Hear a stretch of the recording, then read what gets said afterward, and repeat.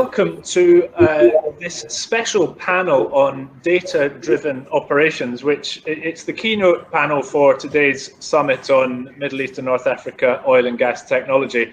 And I think that it is really going to set the keynote tones for the rest of today's conversations.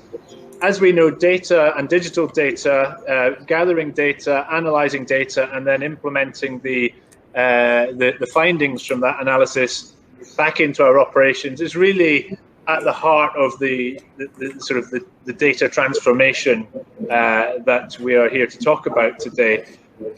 What I would like to find out from our panelists today is, where are we on that data journey in the oil and gas industry, and what can we expect to see in the coming months and years as we try to make the most of data.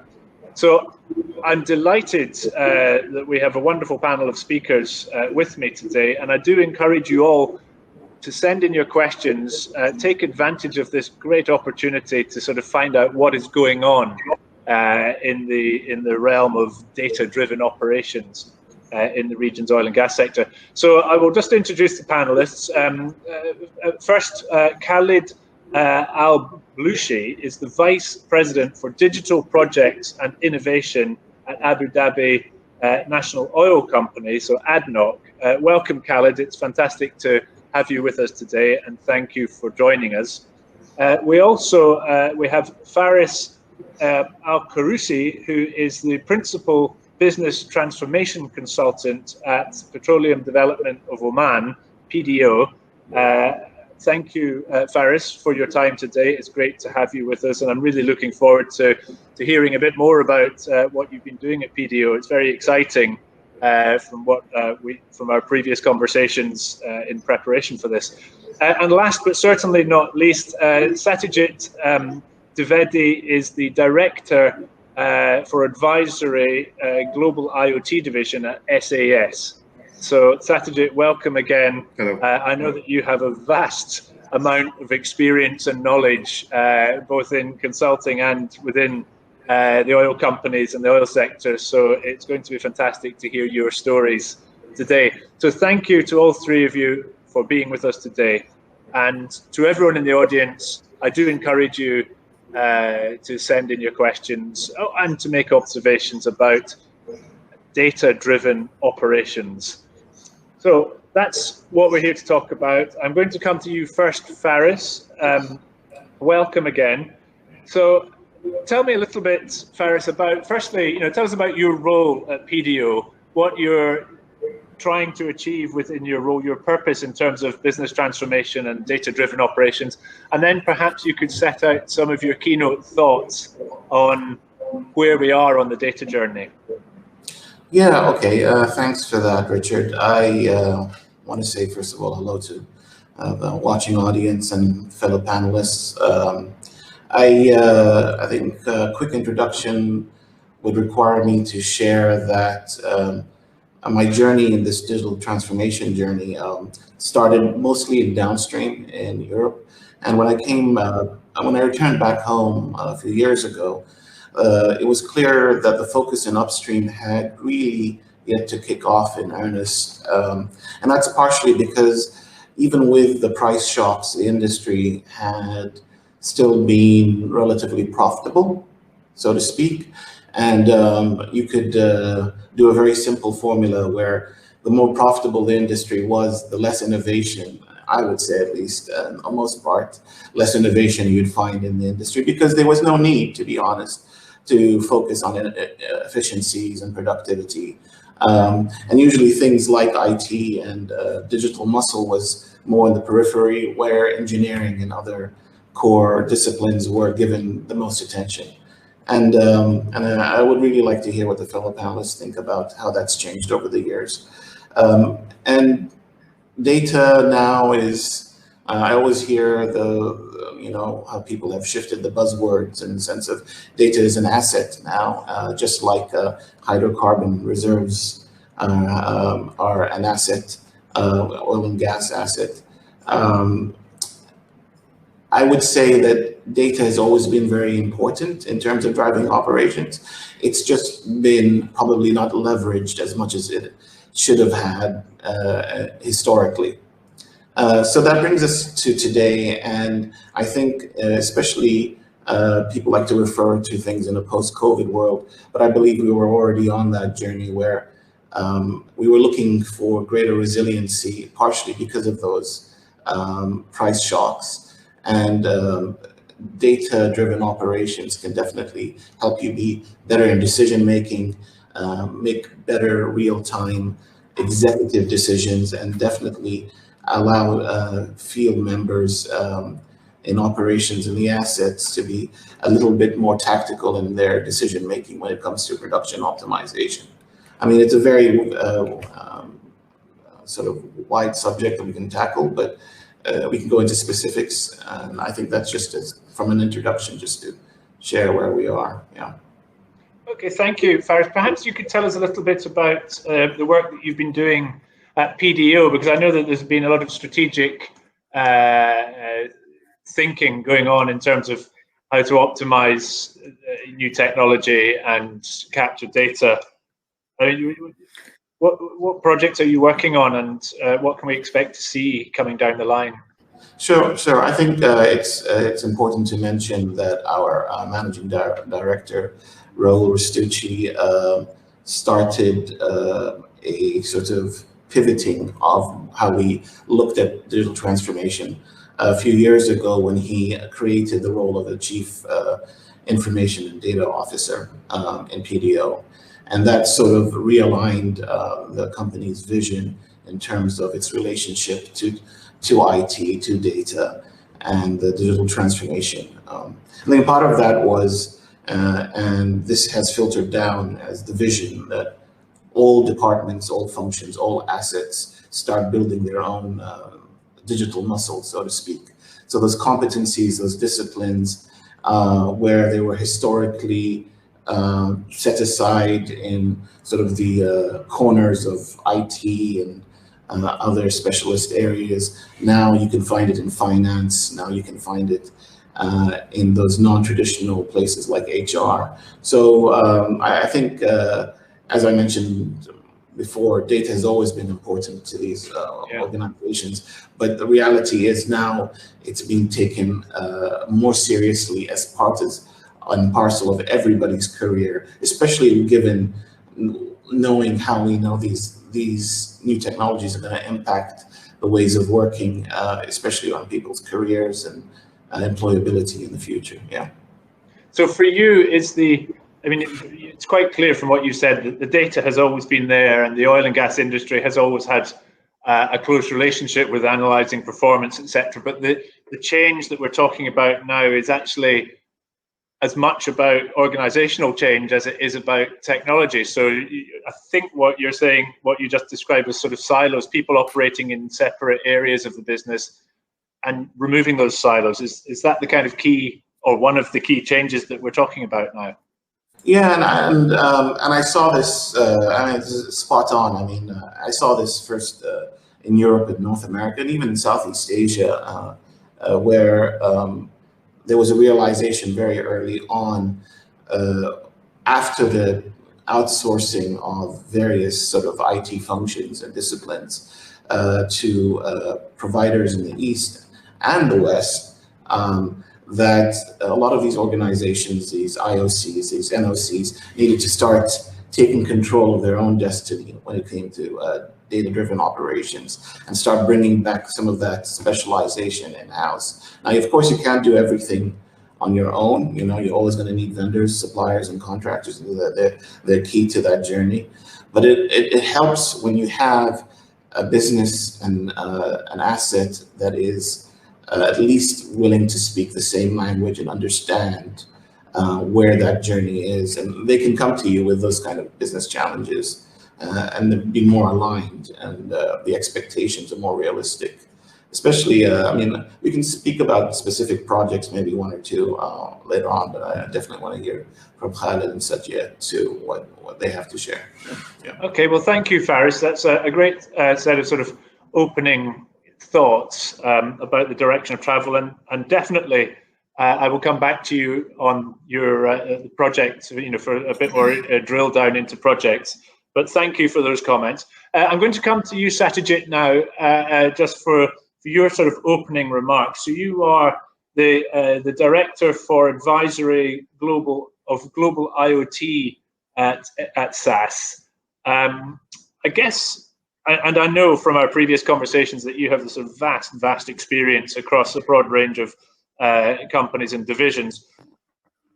I guess perhaps if you could tell us a little bit about what you're doing at the moment, but I'm also interested to know, as Faris just said, data is not new in itself, but the way we approach it is changing. And I'm curious to know how far down that journey we are. Are we kind of nearly at the peak, or are we just starting? And how much data is going to waste at the moment, in your opinion? So it's a lot of questions. Yeah, there's a lot of questions, Richard, and thank you for asking these questions, because these are pretty relevant. And just to address the first part of it, what's my role? I mean, I've joined SAS 17 years back, and from 2009 onwards, I've been working with the process industry very closely, manufacturing, oil and gas sector, across the value chain from downstream, midstream, and upstream. Because I firmly believe that this industry had lots of data that is there. It's already exists. The big data that we are talking about in other industries exists here, and it gives phenomenal opportunity for the application of analytics. And being a control system, engineer, and I always believe that the outcome needs to be managed pretty well to send the error signals and correct your input and processes. So that's what I've been doing predominantly across around 40 odd companies in Europe, Middle East, Africa, and Asia Pacific, oil and gas companies. I have been working with them, and it has been a very intense exercise, I will call it, because it has not been an easy path to work and to create that value propositions that analytics can deliver very strong return on investments on each of these, you can say the midstream, the downstream, and the upstream part. But it has been a very, very fruitful journey, I would call it, both from the industry side and from my side. I have become much more closer to equipments and processes by virtue of working with data and analytics and AI and applying it for improvements, as well as the industry has warmed up to this area, from advanced process controls. The first question, just to share, Richard and Faris and Mr. Khaled, that when in 2009, when I was working, I was working on an opportunity to have an asset modernization strategy in a downstream company. The engineers asked me, what has SAS got to offer in these kind of equipment-centric approaches? What is the value of analytics in asset maintenance? That was one of the first questions that they had, because they said that compressors or equipments are much more technical, and they need to be handled in the classical way of looking at asset maintenance. That was one question. Second question was, subsequently, some time back, I was asked, in controllers, how do you apply analytics? What is the need of analytics in controller? And when you have already moved from, it was a governor issue and a mechanical governor to a digital governor. So those were the questions, 5-10 years back. But now we have been working with the industry to build maintenance strategies around analytics, and also the industry has moved quite a bit to answer your question, but still it is, I would say that it is at the surface. We have plenty of opportunities to add value to the entire value chain with the help of data-driven operations. I'm interested to know, Satyajit, from your as somebody who works as a partner with the oil companies, do you see the oil companies continuing to develop their data and digital capacity in-house, or do you see greater use of partnering and subscription services rather than buying product off the shelf or developing product in-house? How do you see that journey developing? Well, that has changed. That dynamics definitely has changed from the engineering services side, OEM centric approaches. So if it's a machine for a company, then the OEM can only provide the maintenance strategy or the corrective and preventive action or the corrections that needs to be done on the machine. I think there has been a fundamental shift in that because two, three primary reasons drove it. I think one was obviously the role of maintenance engineers and the planning engineers and the process engineers shrunk because of that approach, and they become only portfolio engineers managing indents and purchase orders and planning systems and all that stuff, which is not, and they're core engineers and they wanted to do something about it. That's one. Second is obviously when you talk about maintenance strategy, it has to span across multiple OEMs, right?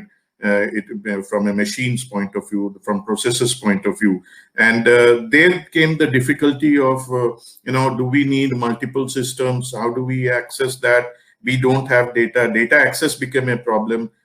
If they want to do any individual work, if they want to do any assessment also, they could not look at that. Then the third thing that I have witnessed is that some of the reports that were being provided or guidance that was provided to the engineering fraternity did not meet the expectations of the in-house competency centers that were there. So therefore they now started aspiring for building in-house a center of excellence that would be equipment agnostic, that would be process agnostic, and that will deliver improvement, innovation, and intellectual property so that this can be leveraged, or the unlocking of the value from the data as an asset, as Faris was mentioning. That unlocking of data as an asset, is now really taking shape within the industry.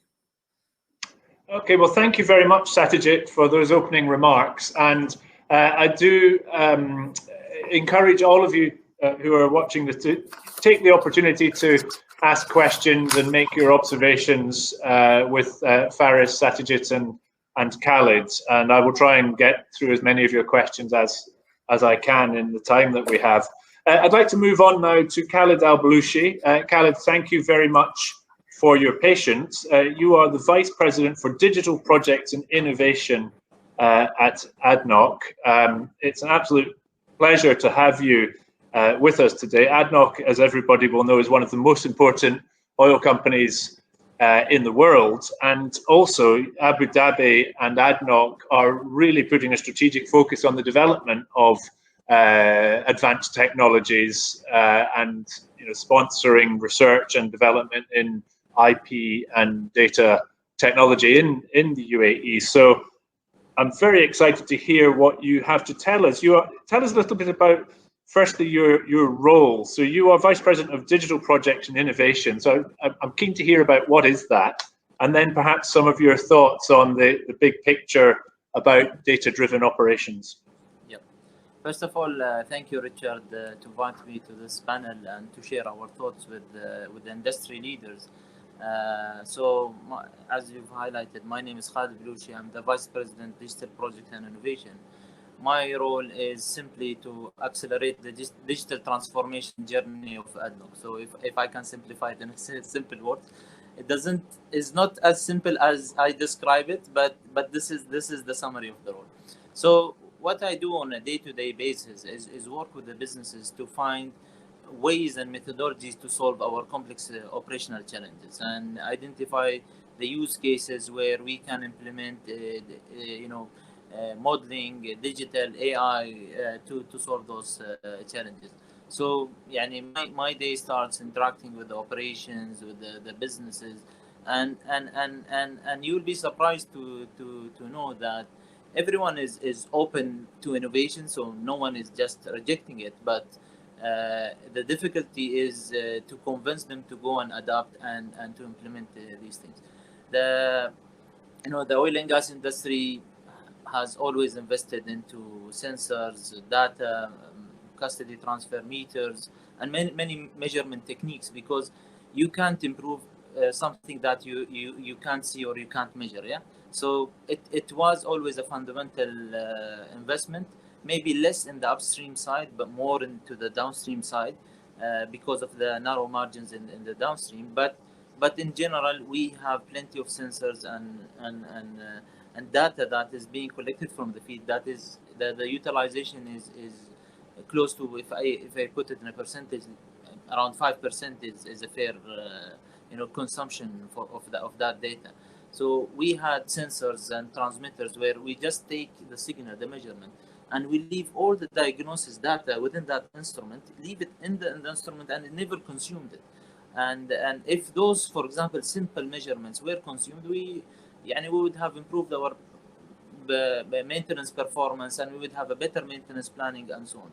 So if you take a drilling rig that generates maybe terabytes of data every day, and today the utilization in general is only a small fraction of that in the decision making, and only a little of that data is used to improve performance, and the accessibility to the data usually is only to the rig crew. So other people, to access this data is sometimes is a challenging.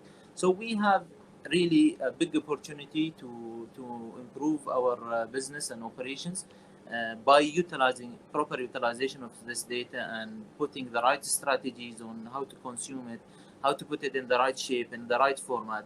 So back to that, the rig data. So if we can, and this is what ADNOC has done, and if once you bring all this data, maybe in a centralized real-time monitoring center, and we have our drilling real-time monitoring center in Thamama.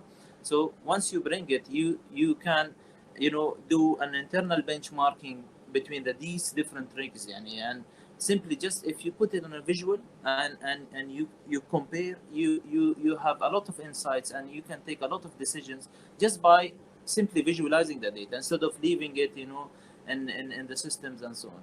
And imagine that you start introducing a performance improvement algorithm and so on. The deployment of this algorithm, if you bring it to a centralized location, is much easier because you apply it to all at the same time. But whereas if you remain operating in silos, and each of those rig platforms remain in their own locations, and they don't share the data, they don't share the information. If I needed to apply a performance improvement algorithm, then I have to go to all those individual rigs and have maybe hardware investment and the software investment and train many people within that rig, to do those deployments. So the opportunities to me are enormous. Despite the progress that we are making, I think we are still learning, and we are in the beginning of the journey. Yes, we are unlocking good value from these investments, but I think it's we are just in the beginning. So these are my thoughts, Richard, and very good. This is the few examples. Thank you, Khaled. Just as you were talking there, the number of questions I want to ask you is and actually one of them has come from one of our viewers, which I think is exactly what you were saying. So this person, I will just read out the comment.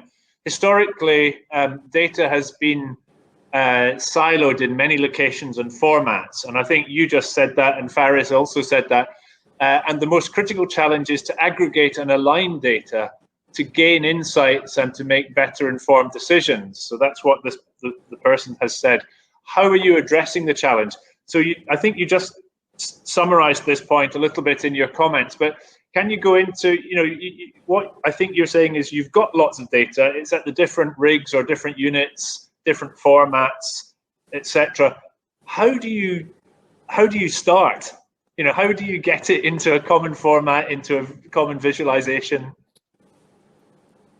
Okay, so it was more of a strategic decision of ADNOC here in 2018, when the company was going into a major business transformation in 2016 in reality. So and then when this is where we've introduced digital to become part of a core strategic deliveries of our 2030 strategy.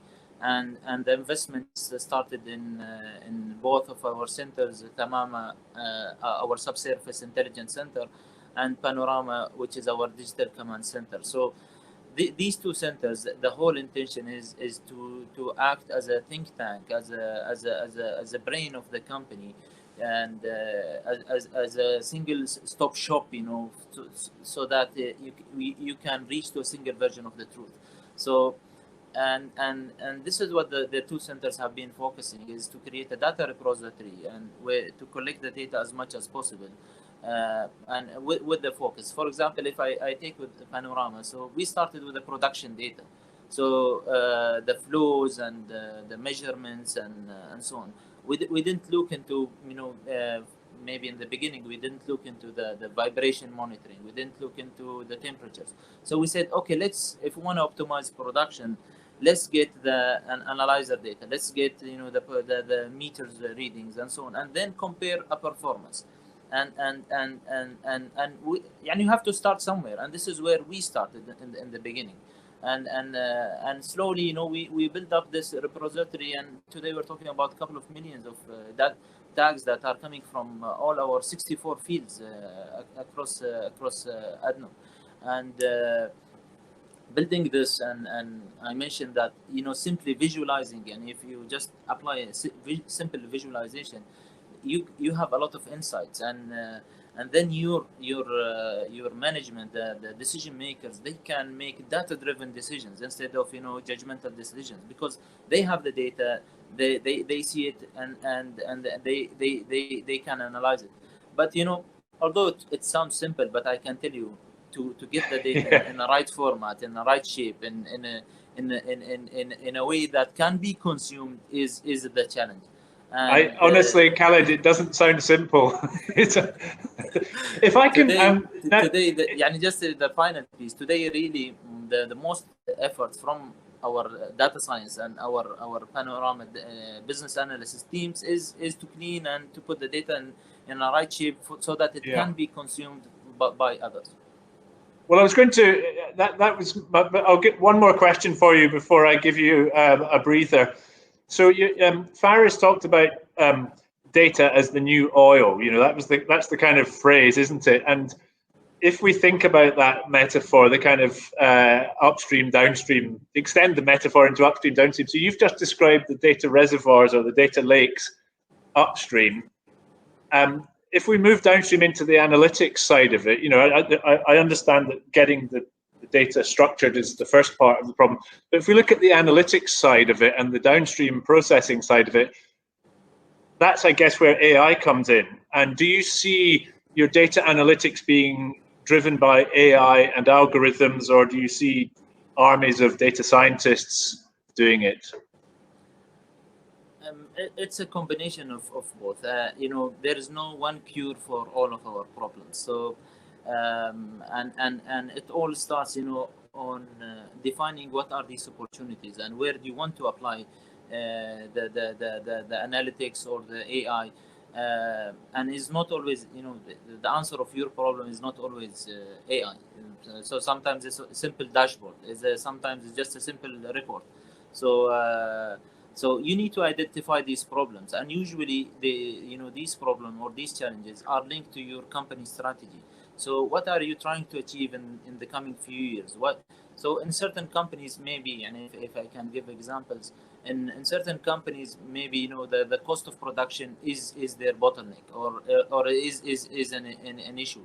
So you will find them focused on defining use cases that that will bring down the cost down, and you will find them applying different techniques, tools to do that. In other companies, maybe the field development timelines are lengthy, and all of these challenges are embedded in the business strategy. So do I need a huge force of data science to solve those problems, or do I just need simple business analytics, or do I need blockchain developers? Do I all of those answers are tied to what you want to do and what are your use cases. And once sometimes people ask me, Khaled, what's your digital strategy? So my simple answer is my digital strategy is the use cases that I'm going to apply in the coming few years. So my digital strategy is directly linked to the company, to the business opportunities and value that I need to create on year-to-year basis.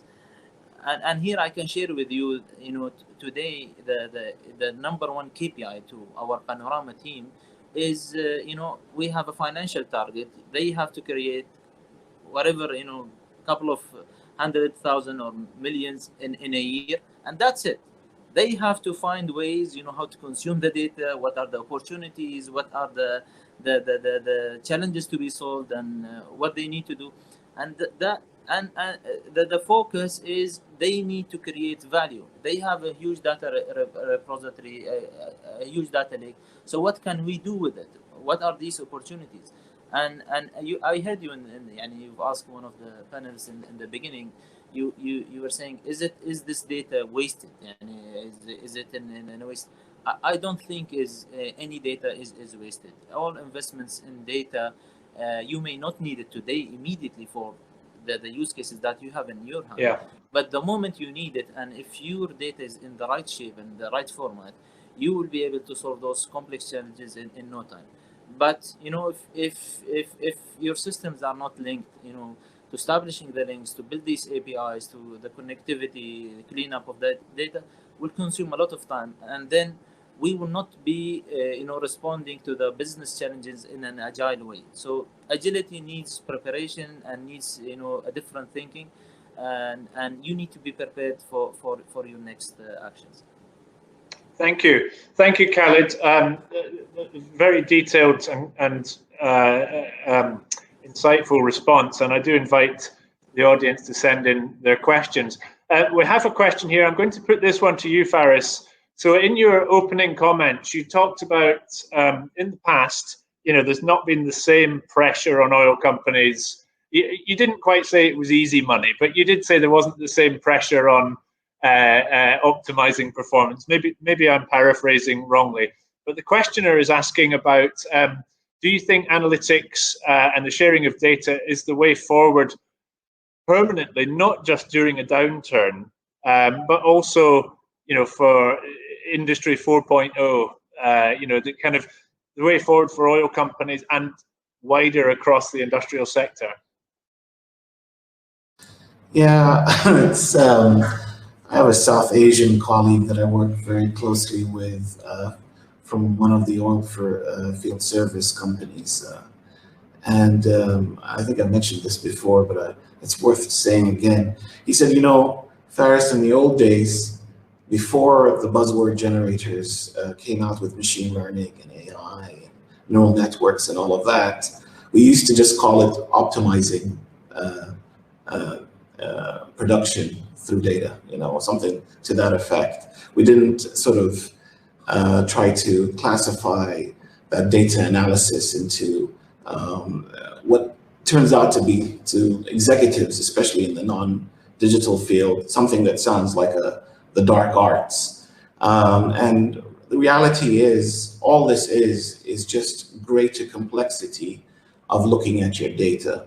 And as Khaled said earlier, sometimes a visualization dashboard is more than enough for your purpose in terms of your use case. And sometimes, yes, you do need to do some historical machine learning with a large data set of whatever sort of engineering problem you're looking at. Mostly nowadays, what's very hot for the last few years is predictive maintenance has been extremely sort of a fought over area by different solution providers. I think the challenge for the industry is to find a healthy balance, because you could spend all your time, as we discussed earlier, trying to make sure your data is cleansed and perfect, and try to take all of that legacy data and have it in such a way that it's accessible to all. But then you've spent all your effort doing that without actually taking the time to leverage that data, analyze it, and then apply it to a real world business problem. And as we know, we all have finite time.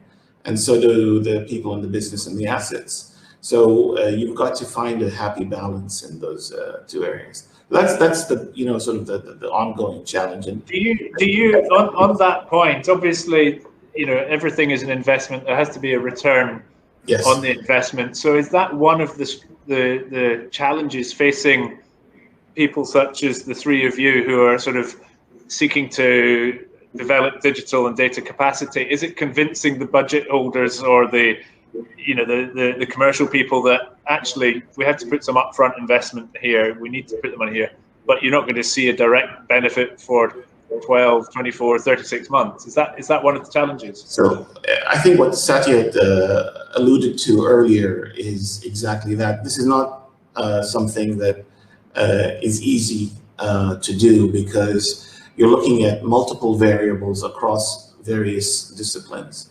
So an example of that is, are you capturing just full-time equivalency in terms of engineering time that's spent on a problem, or you're also looking at the hardware that may have been saved as service cost, or you're also looking at production optimization because you've lowered your deferment. And then you notice something that happens where the individuals that are working on these complex issues also feel that the digital application is just a part of the solution. It's still their day job, and they're very proud of the work that they do. And sometimes it's very hard to decipher how much of focus on certain fields and wells has been the uptick in production and lower costs versus the actual application of a digital solution. So when you take that all together, it becomes a very difficult proposition. I'm glad that I don't deal with much budgets anymore. I make proposals. I make strategic proposals. When I was a graduate at Shell, I had a ridiculously large budget when I was very young. And as I grow older, I try to stay away from that, because it gets very politicized, especially as we talk about return on investment, where in this environment, people want to see return on investment faster, quicker, sooner. I don't want to sort of get into that organizational politics side of things, but we have mentioned the word silos several times. We're now talking about budgets.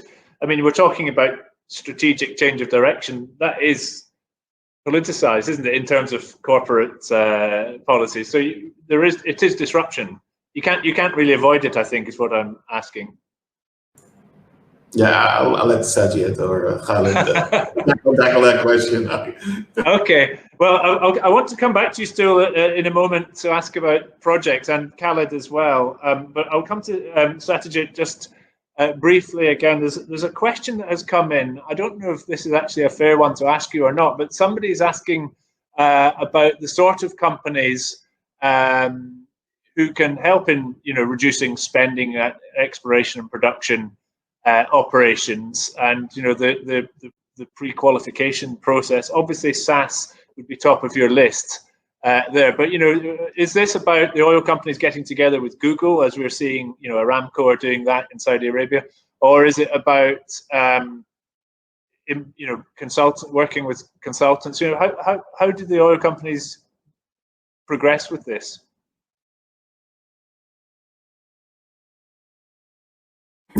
If I understand correctly, the oil companies what they're looking at is building up very concrete strategies along with certain partners, right?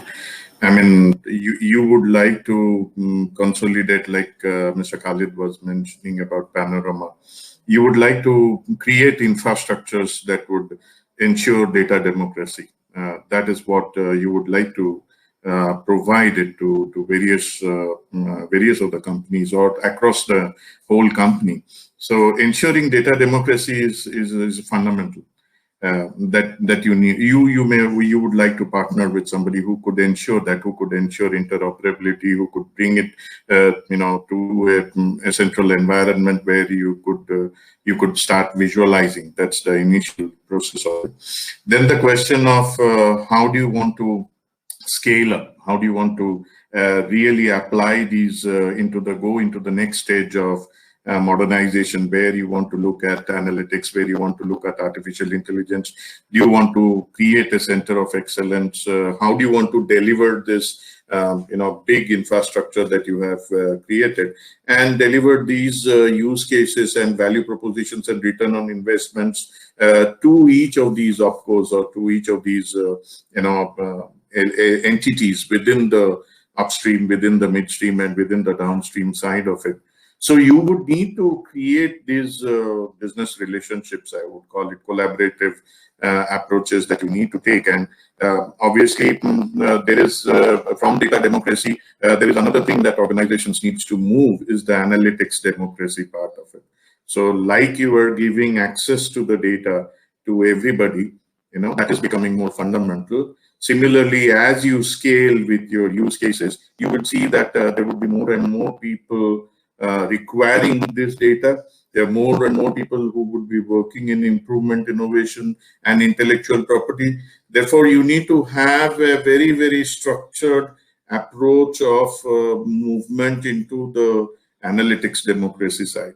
So you need to partner. You need to obviously have a bigger collaboration with organizations who can provide you this skill, who can take you through this roadmap, who have experience in building up the center of excellence, and who understand, the nuances of taking from data to decisioning, to move from that realm. How does each stage needs to be handled? How does each stage needs to be modeled for? Because apart from the data science part of it, the model for the scale has to be there. Then only you will be able to reach to the steady state, I would call it, where analytics will, or AI will become a part of the day in each engineer's life, whether it is in the drilling engineer, whether it is a reservoir, whether it is a geophysicist, whether it is a petrophysicist, whether it is a maintenance engineer, whether it is anybody who is there in the system would have these requirements from a decisioning standpoint. And if we are looking at a scale, a steady state, where the organizations aspire for achieving that stage, collaborations are important elements that one needs to look at. And there are models which are extremely beneficial and provides a win-win situation for the companies and for the presumably, so we've talked about the purpose of data, the process of formatting it, and then analyzing it. I think what you're talking about there again is going back to this notion of organizational change, or the sort of finding partners and etc.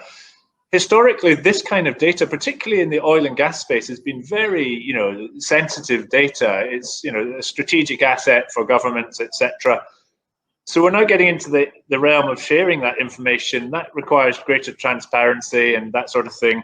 So there's some pretty big sort of strategic changes required. Is that what you're saying? Is that the kind of next phase of development, the kind of strategic organizational change? Yeah, it has to be there, because there are sensitive, there are data which is sensitive. There are data that should not be there in everybody's hands, I would call it. So democracy doesn't mean that you open up. Obviously, it would be an administered democracy that I'm talking about. And as Mr. Khaled was mentioning, as a digital transformation, innovation leadership, you will look at 1 year, 2 year, 3 year return on investments, value propositions to unlock values in nuggets. We are not talking about unlocking value in a very large scale, which is 5, 10 years down the line. We are talking about every year, every quarter, or every 6 months, what we can get quick wins, so that these value propositions actually become then self-funding kind of a mechanism, where each of these use cases start giving you the benefits, and then you scale. So when you're looking at those kind of frameworks, obviously there are 3 things that runs in parallel. One is obviously the strategic and regulatory changes that are required. Okay, that is one. Second is the infrastructure that is required from a long-term perspective. You have to ensure this democratic setup, both from the data and analytics, that's for sure.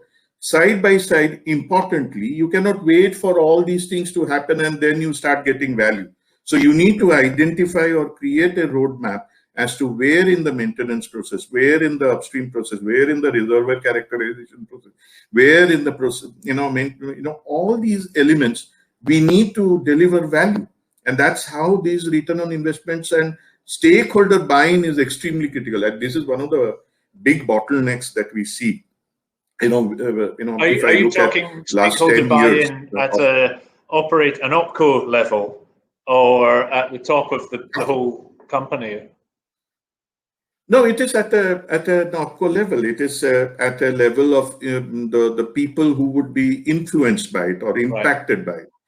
Because if you look at the change management or where it really, becomes, it's a shift that needs to be there is the core technicians, the engineers, the process, or the people on field, right? They experience that change. The severity or the intensity of the change is bigger there, because it impacts their day-to-day life. So, Satyajit, if I can just, sorry to cut you off there. I've just noticed the time. We're running out of time, and I want to get round some other points as well. So thank you for those comments. Khaled, if I can come back to you, I want to look forward a little bit now about how you see things progressing. So you talked about your digital strategy up until this point and what's been shaping your work at the moment. What do you see over the next 2 or 3 years from a strategic direction, but also key projects point of view? Okay, so I'll answer it from two perspectives. My view on the way I think the industry is moving, and then I'll share some insights on ADNOC plans. So I think today the industry is, and here I'm talking about the partners network and all the oil and gas companies. All of us are learning, by the way, in this journey, and as our partners are learning, and I think the industry is moving from a waterfall approach, on delivering a big scope of work solution, and then in 2 years' time to see that solution to become live, to more agile and to more MVP approach, minimum viable product that can be deployed and solve immediate challenges, as Satyajit was highlighting. So we see these trends. Maybe the giants, and without naming the vendors, the giant names, they are facing difficulty to adapt to this new situation, because the users are not anymore looking for a sales pitch where they will come and sell a solution that does X, Y, and Z. Now the users are more focused on solution that will solve today's challenge or my current day-to-day challenge. I'm not anymore interested into a solution that I will only use 5% of that capability or 10%, the remaining I'm not going to use it because I'll have to pay for it. So there is this change in the mindset, in the way that we are adapting these new solutions and new methods, and both from a client side as well as from the vendors. And that's why we are seeing a rise of these startup companies, because these startup companies are much more successful in this innovative culture and in agility. So they come with great ideas. They were maybe even employees in the sector. So they've established their own companies, and they know where are the opportunities and challenges, and they come on a very specific angle, and they're very adaptive. So and they're more flexible. So if I take any vendor and I tell them I need you to customize your solution to a little bit, so and so, there is a difficulty, and there is a long business product development cycle, research behind it. So, and they are not looking at me as a single customer. They are always looking at a solution that can solve problem of multiple customers. But I don't care about the others. I want to solve my own specific niche challenge. So there is this dynamic that Khaled, if I can just on you mentioned startups there, and I think that's very interesting. Abu Dhabi as an emirate and the UAE as a country wants to develop startups and local capacity. We have the localization in country value initiative, and we have the broader national initiative to develop entrepreneurship. A lot of the digital startups that we have known about are from Silicon Valley and from America. So I'm guessing that you want to see more local startups. Is that, does ADNOC have a role in that? Do you have a role in sort of developing local startup capacity in the digital space? Yes, so I was coming to that, and thank you, Richard, Sorry for the distance.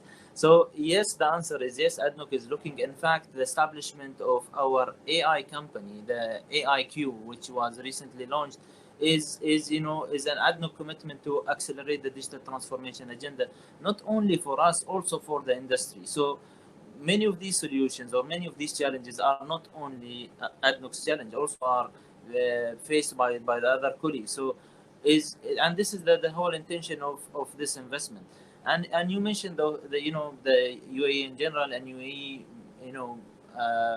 as an incubator, if you want to call it, for these companies. And this is the investment that we see in Hub 71 and the Dubai Future Accelerator Program. And the whole intention is to turn UAE as a regional hub, for innovation and to provide solutions. So these entities today, they're helping these startups linking them with the investors within the country, like ADNOC, Mubadala, and many other entities, and bring this innovation closer to the region, instead of acting in from Silicon Valley and trying to solve. I know today maybe you're talking about remote learning, remote work, and so on, but the intention is to enrich innovation within this the region itself, and that's why we have these investment hubs, Hub 71, and as well as Dubai Future Foundation. Yes, ADNOC is today even part. We are going away from the conventional partner network. We are opening up with the new partners, and we are working with many of these startups, and mainly because of the agility. And I want a partner who is very flexible with me, who can understand and adapt to my challenges. And from an investment perspective, I've planned certain amounts, and I have a limitation also to go beyond that. Usually the giants, they charge you enormously, and because the overhead cost for them is much higher. And if you move to the startup network, the overhead costs are not as much as those companies.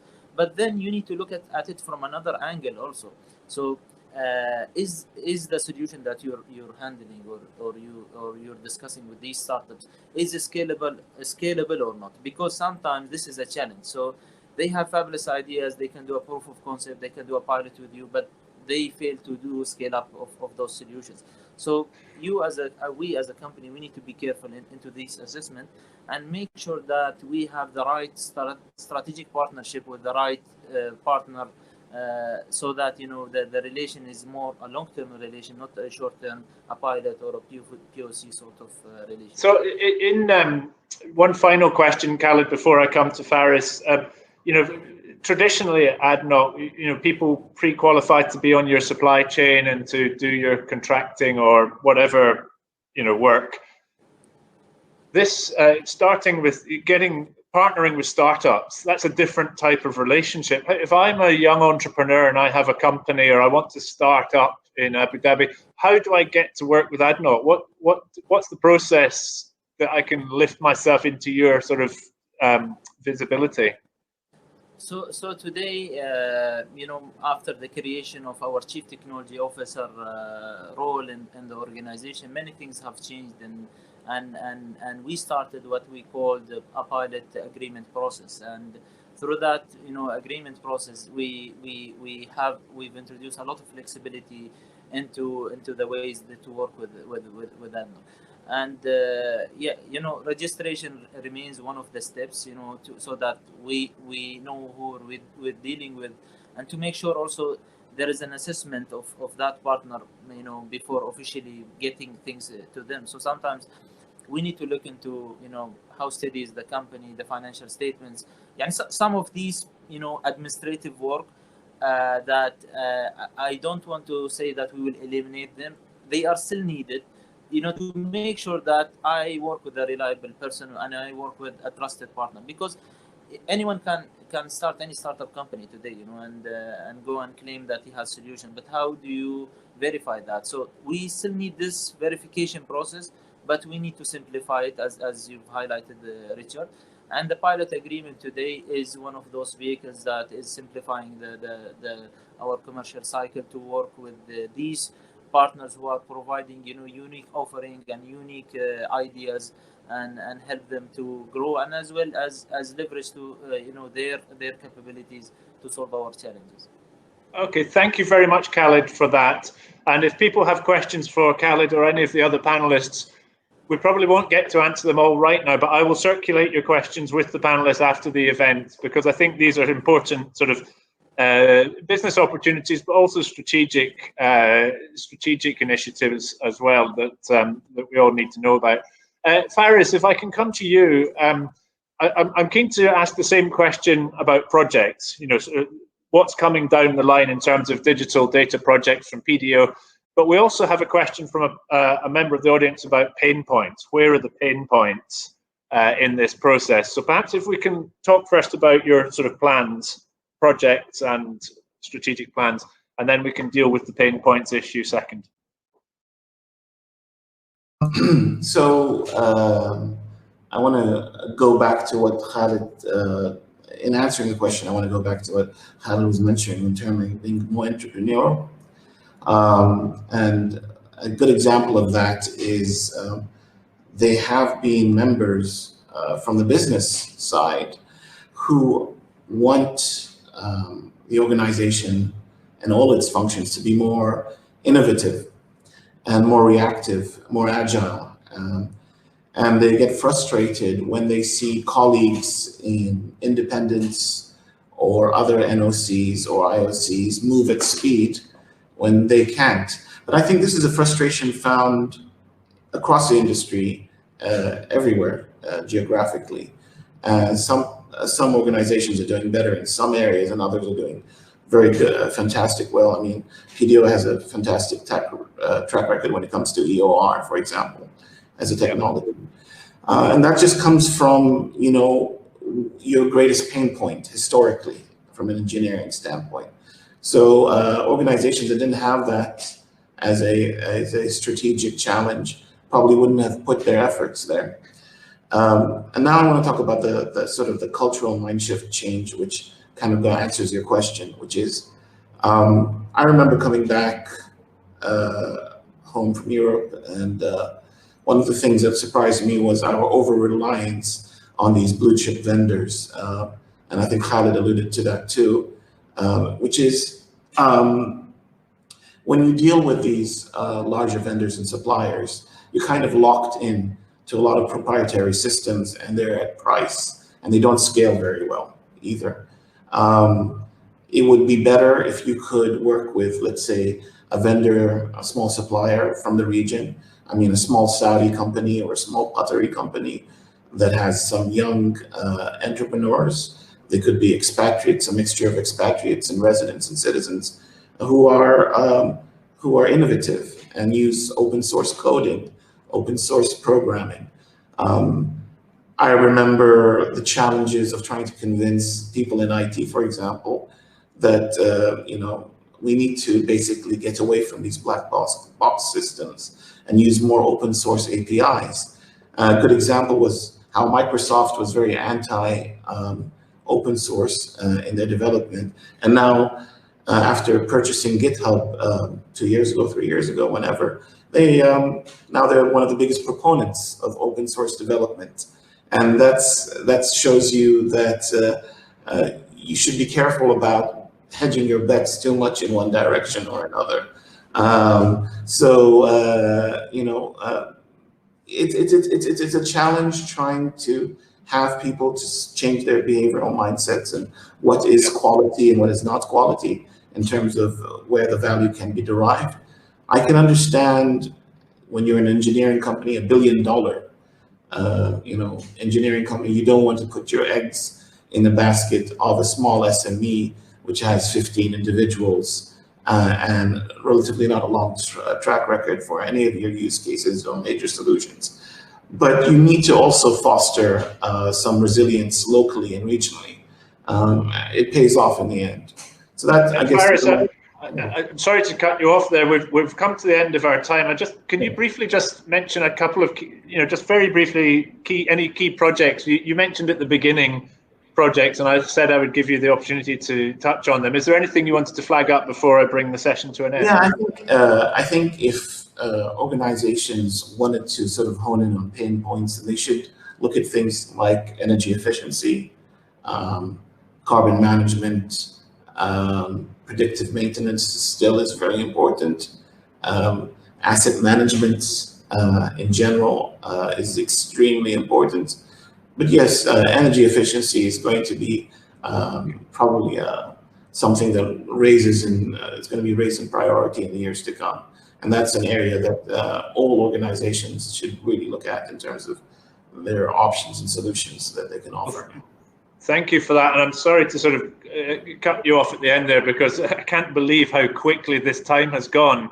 It felt like we were just getting into this massive conversation that was fantastic. So, gentlemen, thank you so much. We will come back to this again and again, and I look forward to speaking with you in future sessions. But Faris, Khaled, and Satyajit, thank you so much for your time today and for your insights, and I look forward to seeing you again in the future. Good luck with all of your endeavors. Thank you. Thank you so much.